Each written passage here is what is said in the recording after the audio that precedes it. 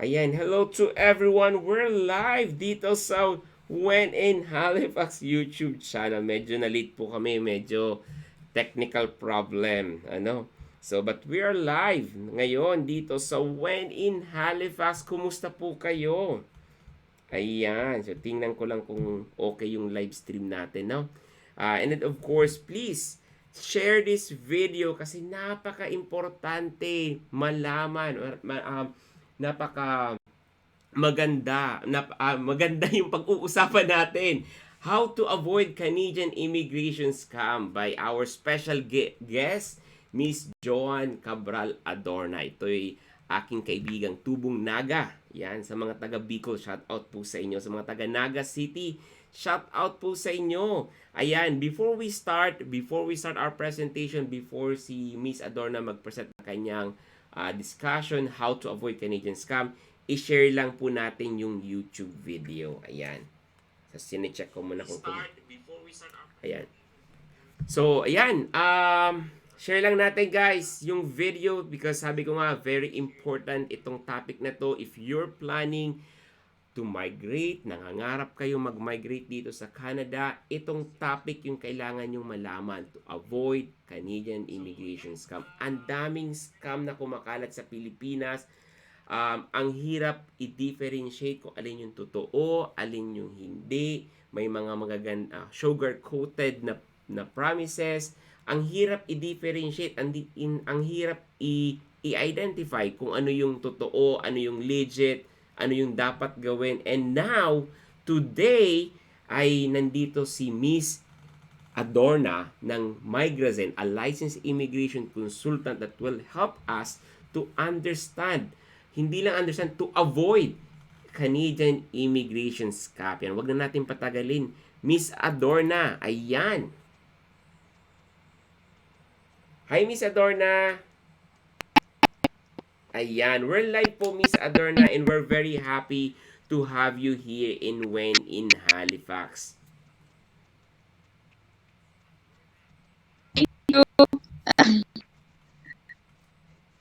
So, what time is in Halifax? Yes po, ate. Hi, Joey. Anong oras dyan? Po, 10 a.m. po ng umaga. Sa inyo po ay 7 po, Oh. Yun, maraming salamat po sa Yeah, pag-unlock. Yeah, so ang discussion today, na inassign ni Joey is about Canadian immigration scams. So, alam natin na maraming gustong pumunta ng Canada. So, madami din talagang naloloko sa Philippines lalo na. And even people who are already in Canada, meron pa din. So, that's why sabi ko, it's a good topic kasi lalo na ngayon na yung Canada is I put like some kind of like 130 million budget. I forgot how much, but they're gonna knock down all the immigration scams, especially in Canada, and also they're gonna try din na i-crack down yung outside Canada. So it's gonna start soon. So that's why this is a very, very good topic. So we'll proceed to the next slide.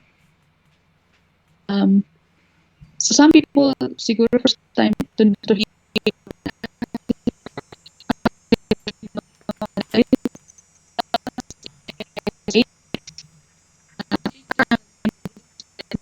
Canada is a separate country and it's got provinces and territories.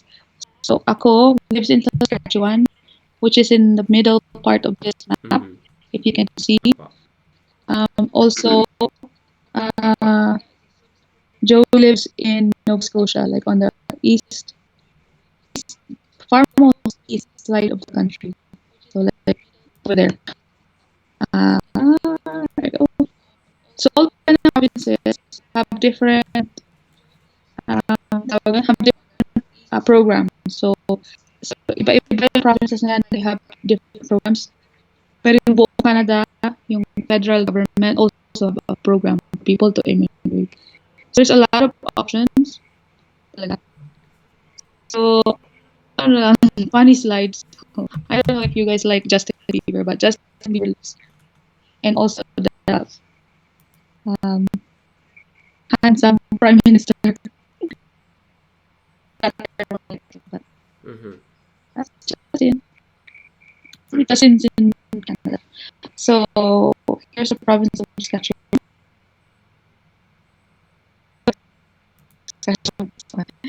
So I'll drive on the left side of the road or right side of the road. Pero dito sa Saskatchewan, on the way yung drive. Yung mag-drive. Mm-hmm. Anyway, yun na snow. Okay, so we'll start now. So sabi dito, paano natin natin scam? So, we have been of scam. Pag it's something to be true, siguro sa site. For example, some people say, you will be in Canada in 2 months, and you have to pay me $10,000 down. You will be here.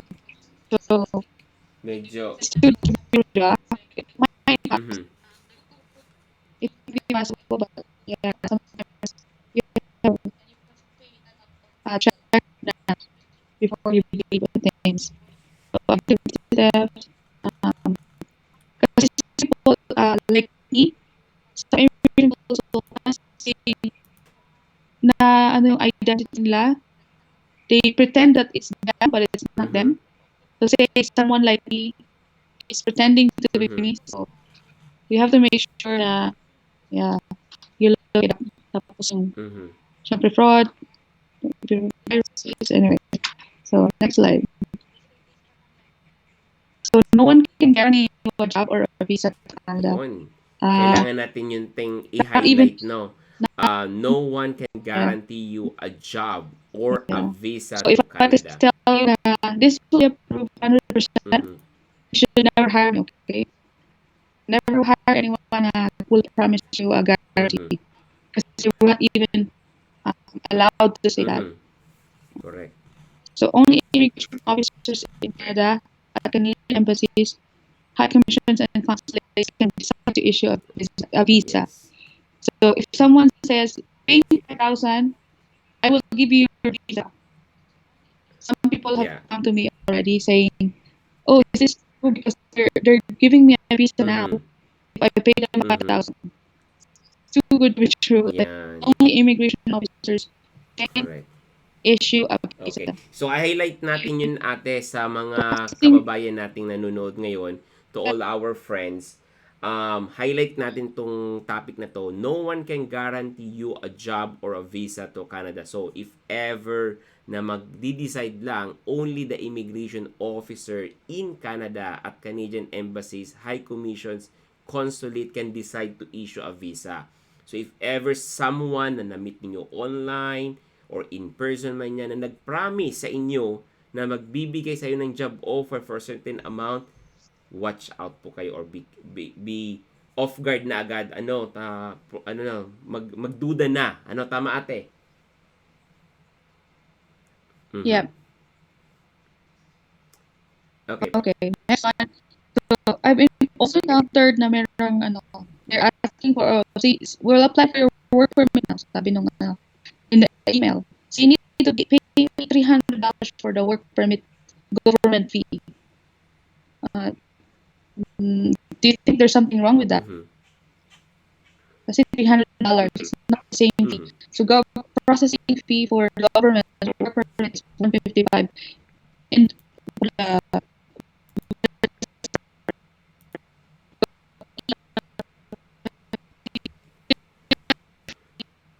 Med Mhm.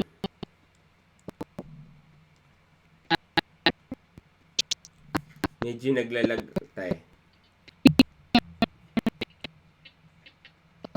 Ate Adorna, um, Ate Adorna, medyo naglalag tayo ng konti sa I think sa internet connection. I don't know if your internet connection or mine internet connection. But yan, anyway,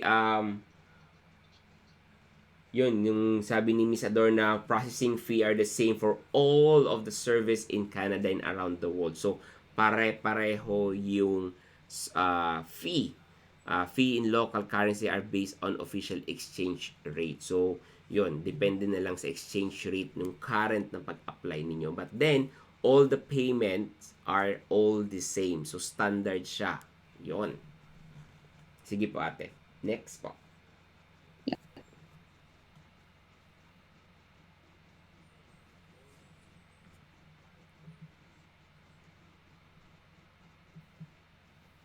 So, this is a learning. If they present that they have, they are from Immigration Canada, they will never, the staff from Immigration, like Turin, will never ask you to deposit money in their own personal bank account to anyone's bank account.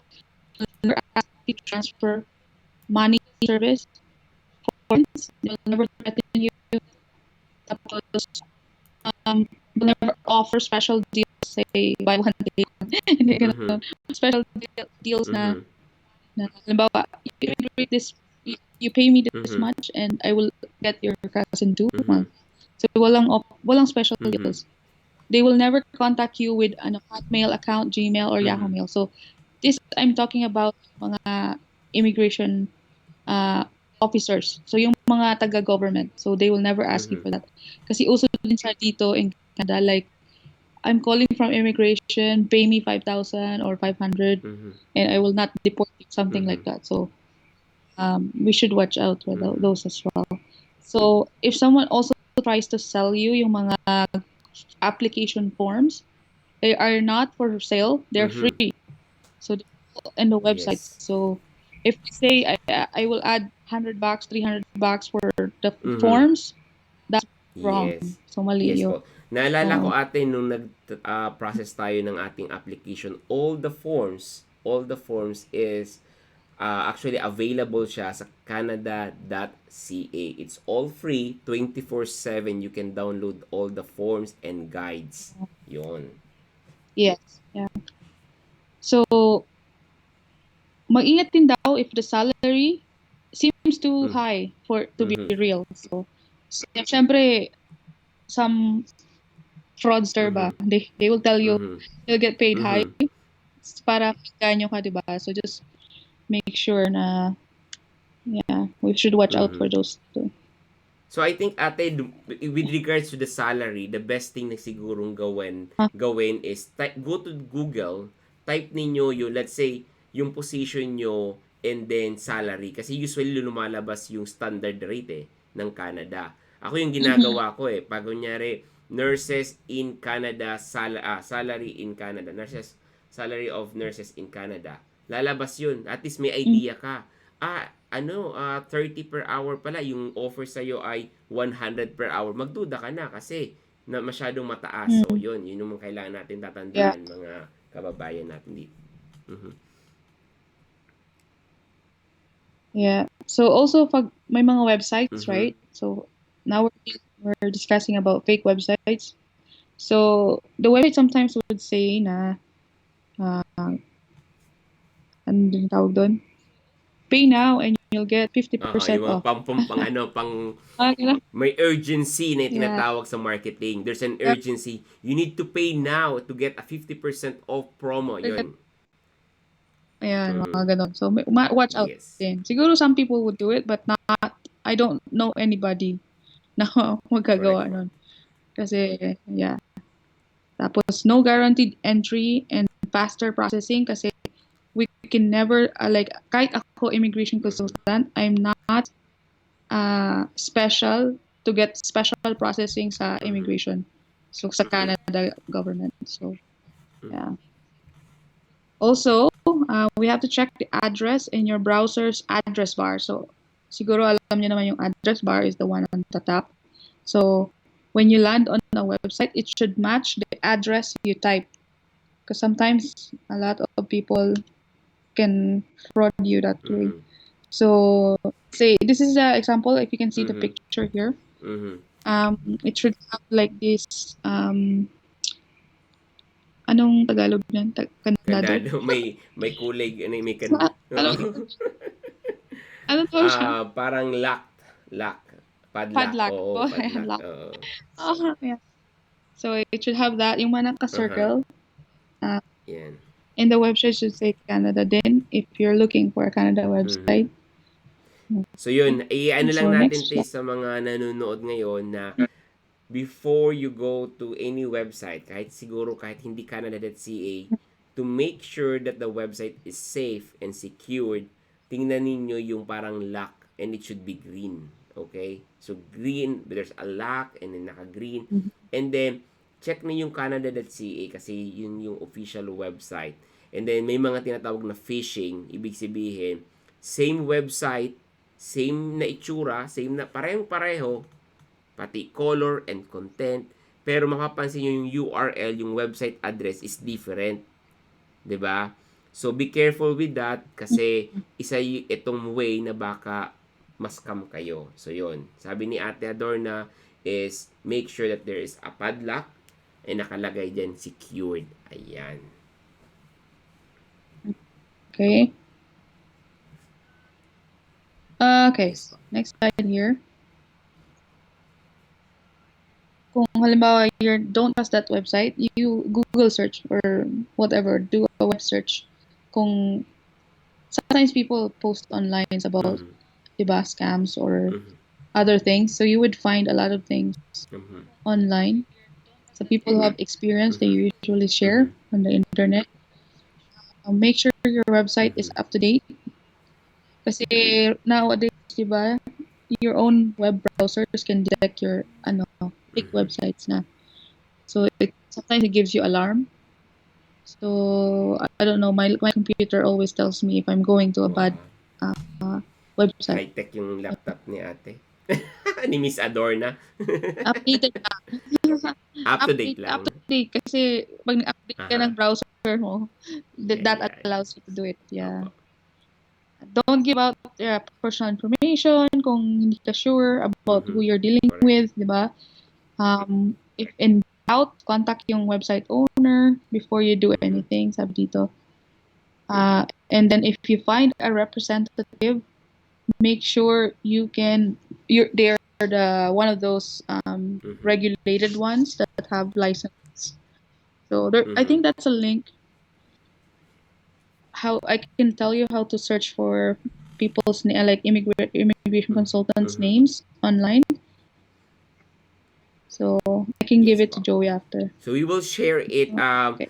I-highlight ko din Yeah. ate yung joining the groups. So one way also to verify yung website or yung tao or agency na bago ka mag-deal, I strongly suggest guys to join groups or forum. So yung group we have our own Mm-hmm. group which is Pinoy Canada Immigration Forum. We have lots of members that they're willing and they're willing to share their experience, yung understanding also nila, yung kanilang personal experience, they share sa group. So that's why, para malaman mo, tanong ka, ito ba ay legit or hindi?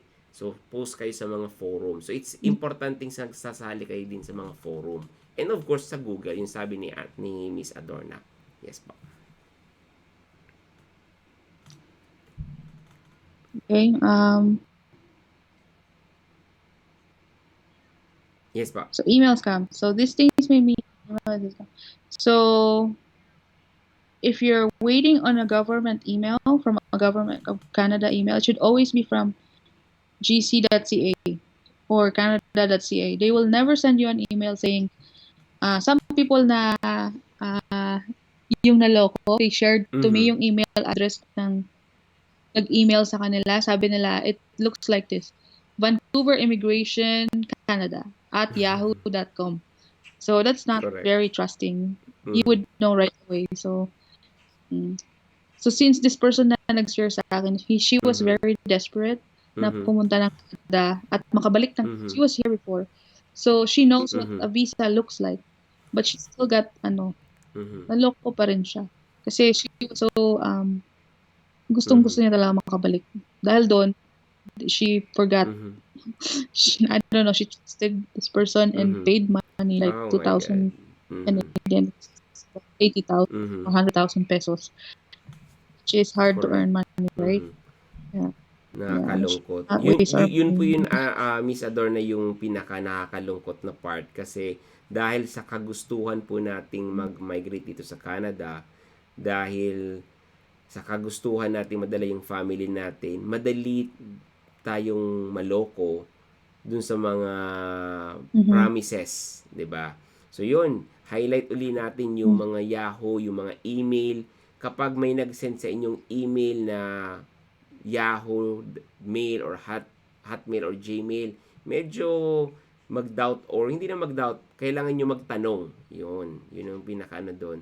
Mm-hmm. Kasi malay nyo, baka employer yun, pero hindi mo alam. But you need to ask. Yun. Mm-hmm. So, I'm not saying all Mhm. the Yahoo emails that come from Mhm. people are fraud. Yun lang, halimbawa, if you're applied for immigration to Canada, tapos yung nagre-reply sa'yo pretending to be Ayun, oo. government. Uh, Mhm. so, they're saying na, yeah, yun. Yung email address nila is Mhm. from Tama. Yahoo, which is not wrong. It should have like GC at the end. Or I've never seen Canada.ca email yet, but they always have Mhm. GC.ca. Pero they could use the Canada email account. So yun. Opo. Um, you send your personal information such as your date of birth, password, bank details. Kasi for me, I'm an immigration consultant. I never ask for those things like credit card or bank details over via email. So you should make sure that you're not giving that out. Okay, some people can access your email and also your credit card is in danger. Not only na scam ka na immigration wise, your credit card as well can be scammed. Okay. Um, we do not send visas by email. So this is a big thing too.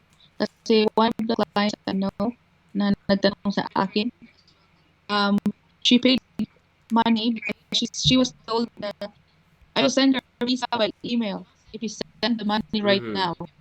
So yun, it's not, Mhm. it's never, will never do that. Pag send ng email, na visa via email. Okay. Proceed. Telephone scam, same way. So when people call you to Mhm. collect money, that's probably like government people will never ask money Mhm. over the phone or collect Mhm. payments over the phone. Yeah. In my 4 years of immigration consulting, siguro once lang tumawag yung immigration sa client asking for Mhm. verification. Only once. So we never call that often. So they might call, but not all the time. So and they will never ask you for money. They will never even ask for Mhm. your birthday or name. They just want you to tell. If they only wanted to Mhm. tell you something, then that's when they call. Mm-hmm. Yeah. So be careful about your information. So there's also a way to report uh, if you're in Canada, there's an Mhm. anti-fraud center.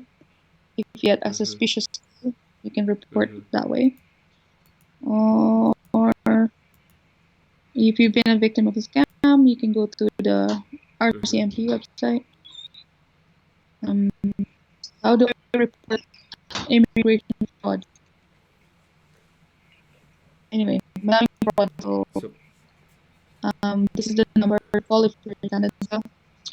Um, if you're outside Canada, wala pang, actually, I'm not sure if they have phone. Oh, yeah. mhm. Contact your nearest Canadian visa office and email for citizenship fraud. Well, it's different story naman. Citizenship fraud is if you know someone who's not in Canada Mhm. and applied for citizenship but wala siya dito like for the Mhm. last 5 years and apply for citizenship this month nangyari before. So they become citizens without even being here, which is not Opo. fair. So this was in the news before. Tinanggal nila yung citizenship nila. Like, probably more than hundreds of people. It's the biggest immigration scam of all. They paid this son money to take all the stamps para makita lang na they were in Canada, but in reality they were never here. Yun. So maybe they came here once or twice, but in the last 5 years, kulang yung the residency requirement. So yun din yun. This is the email to contact them for Canadian Visa Office, Canada. which I hope they would do something. Yeah. How to report fraud. Anyway, it's all there. Doble lang. So, important information in using immigration consultants. So, if you decide to use a representative like me, you ask people to recommend someone that they already know or get advice from several people before you choose. Yun yung pinaka-importante if you are looking for a representative, dapat maghingi ka ng opinion from yung mga testimonials. Importante yun kahit nga pag nag-online shopping ka titingin ka sa reviews, 'di ba? So, ano yung performance nitong product na to. Same thing with representative dito sa Canada. It's very important to ask for reviews. Ano yung feedback? Ano yung tawag nito, yung track record nito. So, and of course, join the forum. Ito yung pinaka-important is join the forum, join a group. We have a group, Pinoy Canada Immigration Forum. Kasi doon you can verify kung ano yung mga etong group, ito bang agency ito bang immigration consultant na to ay okay or hindi. So, yan. So, ito yung pinaka one way also to avoid scam. Ayan. Ask people you trust and recommend someone. Ayan.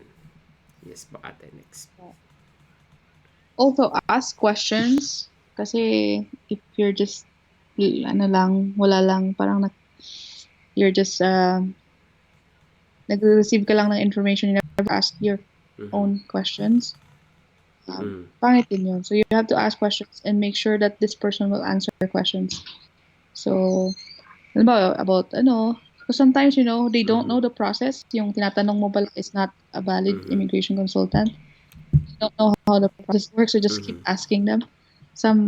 Tapos makikita mo din kung marunong sila or hindi. Yeah. Yun din po yung actually yung ina-advise natin dito sa when in Halifax is we share information. And it's like, we're not an immigration consultant. The information that you learned from me or from the group is one way to verify yung mga scammers. Baka mas may alam ka pa. 'Di ba? So, tanungin mo, verify kung talagang knowledgeable siya dun sa process na yon. So, you ask them.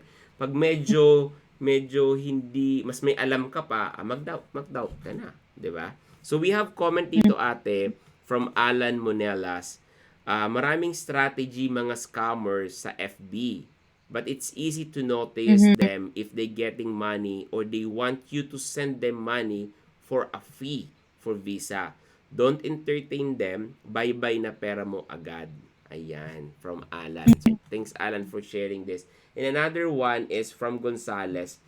Sir, may nahanap na po akong employer dyan sa Nova Scotia. Una, sabi, willing naman siya sa sponsor. Kaso, hindi daw po niya alam kung paano i-process yung LMIA, paano yung process na dapat niyang gagawin muna. Salamat. So anyway, Edbert Gonzalez, tapusin lang natin tong presentation with how to avoid scam. And if we have enough time, pwede tayong pag-usapan or you can send a private message sa Facebook group natin sa When in Halifax. Ayun. Sige po, Miss Adorna.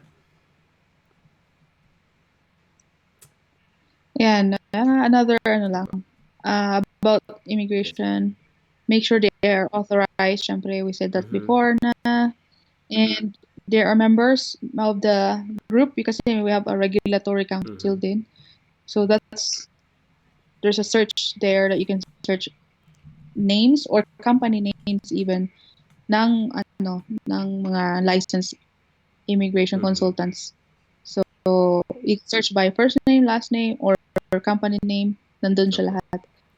So, yeah. May website kayo po nun, ate? Yung So sa Immigration Consultant of Canada? Yes. yeah, Okay po. yung Opo. link, okay, I'll send that to you para you can share din sa Opo. kanila. And then, yung immigration ng Canada will not who charges a fee but is not member of the Mhm. group. So that's why when we apply for people as an immigration consultant, I have to disclose my member Mhm. number. That's when they can know that it's Mhm. us. That's a registered consultant.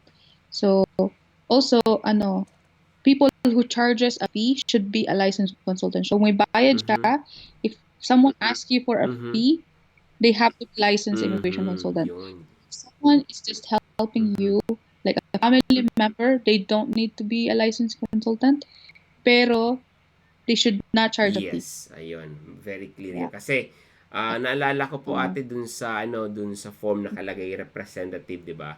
So, pwedeng Mm. family, pero dapat walang charge. Pag naghingi na ng Mm-hmm. bayad, kailangan immigration consultant and kailangan i-disclose yung registration number.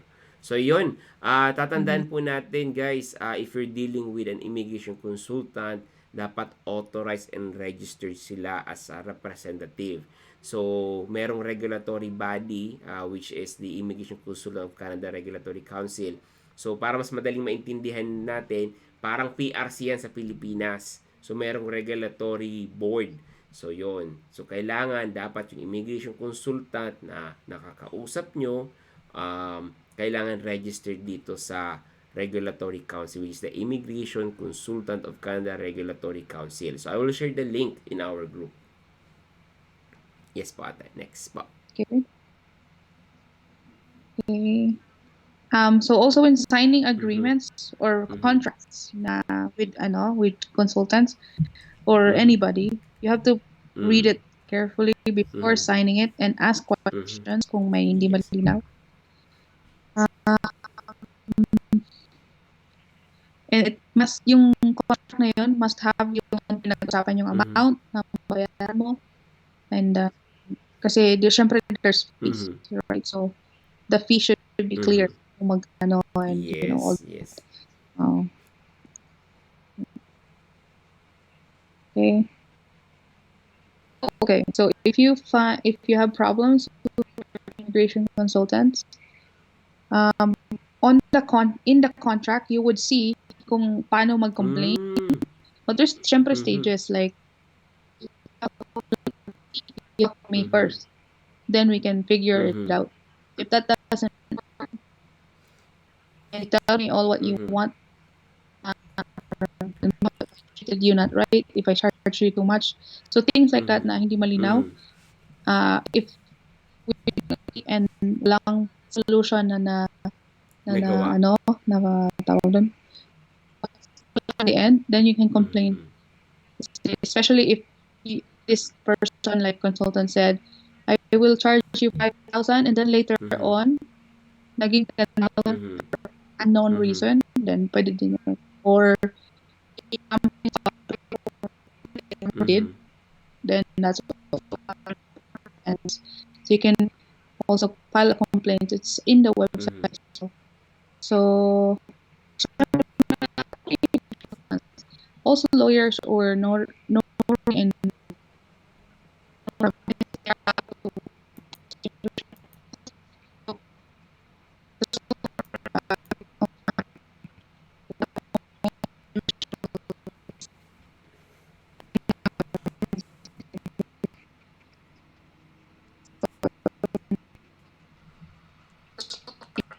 I think I think your representative committed a fraud or provided misleading information about your application. Also, notify IRCC using Medyo naglalag ulit tayo, consultations with. te. Oh, yeah, that's Okay lang okay. po. So I think we're almost on the last slide. Ayan. So just the sources pala are here. Yan, andito yung mga link. So I think you have a copy of this. Yes po, ate. I think you have a copy of Yes it. po, yung sa Yeah, so PowerPoint you po. can. I don't have to send it to you Apa. because they're all here. Yeah, on the Apa. PowerPoint. Okay. So this is sample ng fraud. Mhm. This is very parang laminate. So not a visa will never be laminated Mhm. like this. Mhm. Okay. So, yung in terms of Uh, visa, number one na take note natin, the visa is hindi po laminated. Ano? Number two, yung visa ay hindi po sinisend sa email. Okay? To avoid scam, pag yeah. sinabi, okay, Mm. pay me this and I'll send the visa through email. Magduda ka na. Or pinakita nandito na yung visa Mhm. mo, nakalaminate, magduda ka na po. Yan. Next po. Example of fraud. Yeah, like mga news online that you can find. Ito students, they were promised a visa, pero fake pala. Ito naman, taga dito, taga dyan yan sa inyo. Opo. I don't know if you know this person. Naririnig-rinig ko po. He's a Yes po. businessman. Mhm. Yeah. So, I think he's not a consultant, but a businessman trying to hire Mhm. people. And I think, yan, ano siya. He was not paying the workers the required the required wages. payment. Yun din po yung Yeah. naririnig ko po dito. Opo. Pero mahirap mag-comment ate kasi Okay. dito siya sa Nova Scotia eh. Okay. So the other one is in BC. Ito yung ano, yung sabi ko na citizenship fraud. Yung mga hindi man na-complete yung citizenship requirements pero he applied. Oo. Ito naman, Toronto woman. Ito. Filipino din ata to. Eh nga, Filipino. Nako. Nakakatakot mga Pinoy. Sa oh my God. Anyway. Madami. So I think that's the last slide. Yun. Maybe. Yeah. So we have So, yung question portion. So we need to highlight something. Ayan si Miss Adorna. Saan po mako-contact at mako-connect o matatawagan, mako-contact si Miss Joane Adorna po? Oh, sorry, my dog. You have my Yes. number, right? Yun po, naka-flash po dito sa ating screen si Miss Joane Cabral Adorna ng Immigrate and Immigration. They currently located dito sa Canada, sa Regina ba? Regina? Yeah. Yes. Regina? Mm-hmm. Yeah, Regina. Yun, Regina ang pronunciation pala niyan. So, currently located sila dito sa Regina, Saskatchewan. So, ano dito, from Halifax to Regina, Saskatchewan, kung hindi nagkakamali, isang araw yata, no? Drive? Hindi naman. Yeah. 24 hours drive. More than. than. Oo, Yeah. medyo, kasi yung time difference Ito yung natin dog is, yun, ayan. Yun yung kanya yung baby. Malaki na yan yung picture niya, maliit pa eh. Oh. Malaki. Maliit pa siya dyan. Di sa picture.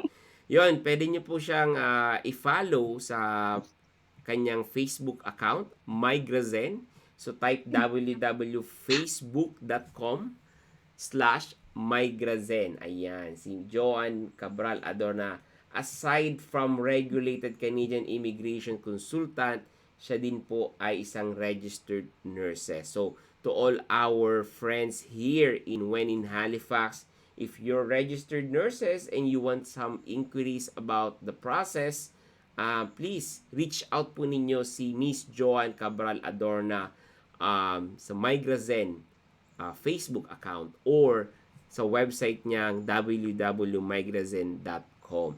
And yun, proud Bicolana po kami. We are from Naga City.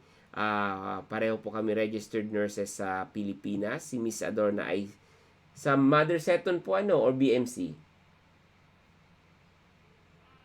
Mother Seton. Ako Mother naman po ay Seton, sa St. yeah. John. So yun, because we have lots of Bicolano friends also, ate, na nag-follow sa ating page.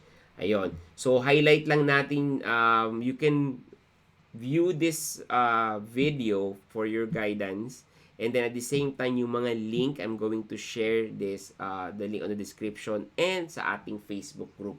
We have one question, ate.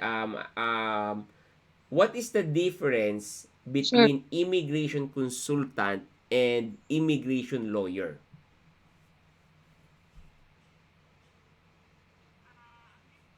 Ang difference is, syempre, lawyers, they studied like 4 years. So they have, yung lawyers is, say for example,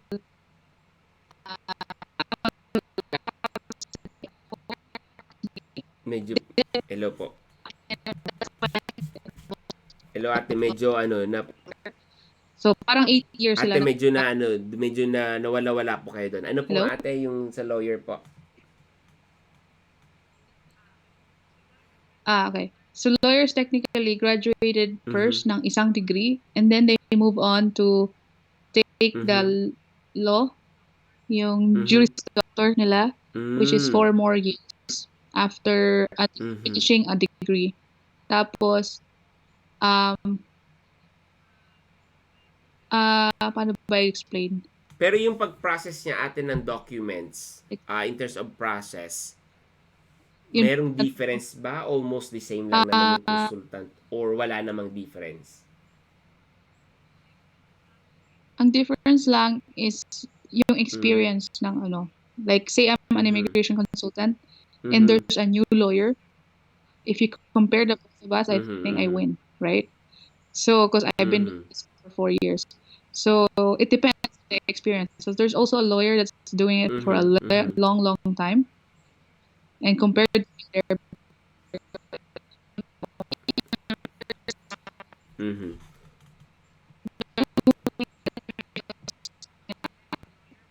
compared to a lawyer, which is yung mag-represent sa kanila sa court, sa federal court. So you have to use a Mhm. lawyer for that. For the rest, we Mhm. do the same thing. Ah. Yeah, it just depends on the experience of both. So it depends on who you choose Mm. between the two.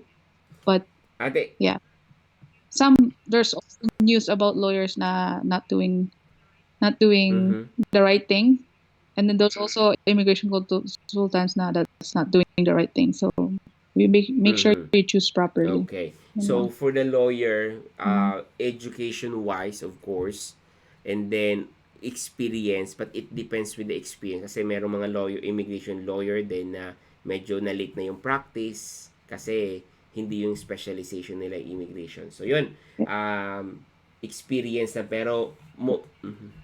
Yung ano din nila, yung course nila don't have any immigration Mm, subjects. So, because I looked it up because I wanted to be lawyer, a mhm. lawyer as well. So, yung ano nila, Mhm. yung Mhm. courses does not have anything to do with Mm. immigration. So, yun. Mm.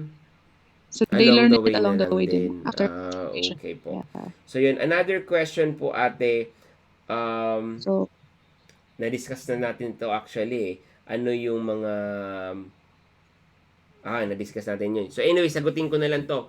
One way to know if you're the immigration lawyer, immigration consultant is licensed.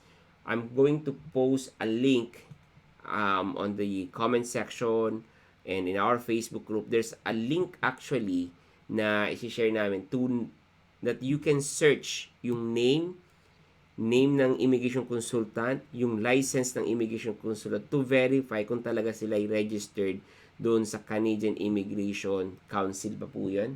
So, yon. This is one way. Last ate, mhm. medyo ano lang to, medyo before we end our live stream, this medyo ano lang to ate, medyo malayo sa topic natin. From Edbert Gonzalez, naghahanap daw siya ng sir, may nahanap na daw siyang employer.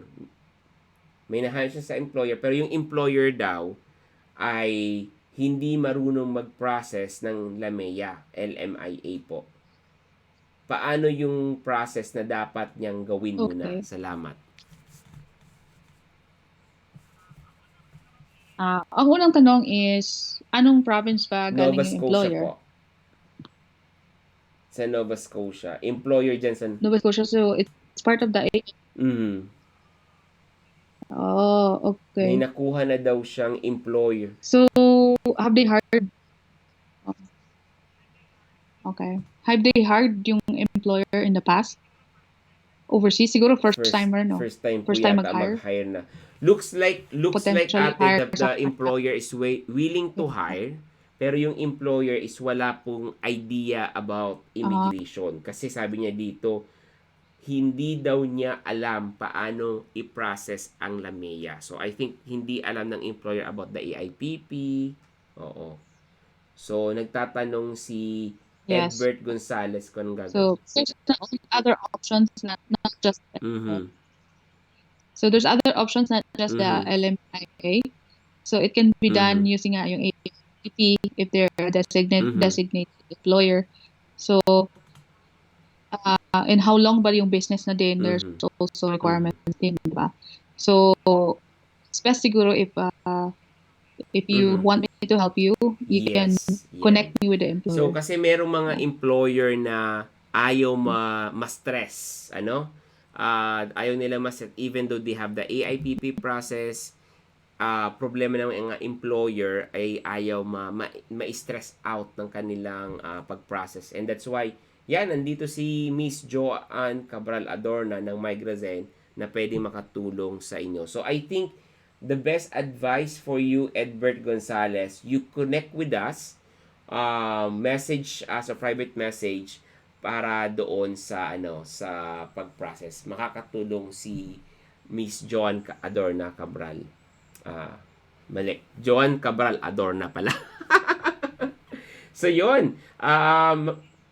Nabaliktad ko Okay. yung apelido mo. So, yon. Mm. So That's yun, fine. ate, thank you very much, Miss Adorna, for your time. I know you're very busy. I know it's 7 in the morning dyan. Alam ko na medyo mahirap magising kasi especially kung galing trabaho. But still, we are very happy to have you for your time, for your effort. And sana po, hindi po kayo magsawa to share your expertise, knowledge, in helping our kababayan dito sa When in Halifax. Maraming salamat po, Miss Adorna. Thank Yun. you, Dan. Yeah. It's my pleasure to share my Yay! knowledge. Yan. Again to all our Yeah. friends. Till next Yes, time. see you next time. Again to all our friends dito sa When in Halifax, mga kap. Yun ang tawag ko dito, ate, sa ating When in Kap means kapatid. Ayan. To all our kap here in When in Halifax, please join our group, Pinoy Canada Immigration Forum. We are growing family. We're growing by numbers. And most of our friends sa group na yon ay nagtutulungan. And one thing na mention ni Miss Adorna is to avoid scam, join groups para at least you can verify kung sino yung dinidil ninyo. And we have lots of tips na nakuha ngayon, and that's why we're very happy and we're very thankful to have Miss Adorna sa ngayong topic, how to avoid Canadian scam. How to avoid Canadian immigration scam. Again, guys, it's me, Joey Moreno of When in Halifax. Thank you very much, guys, for tuning in and hope to see you again in our next live stream. By the way, Sunday, bukas, meron tayong live streaming then again about AIPP success story of Miss Gloria Tadheda. Ayan, Miss Gloria Tadheda. This is part 2. Our first interview, yung nag-apply siya sa Pilipinas, paano siya nakakuha ng employer. And ngayon, sa part 2 interview natin kay Miss Gloria, isi-share niya yung first 1 month niya sa New Brunswick. Ayan. Maraming salamat, guys. Again, see you again in our next live stream bukas. Bye-bye, guys.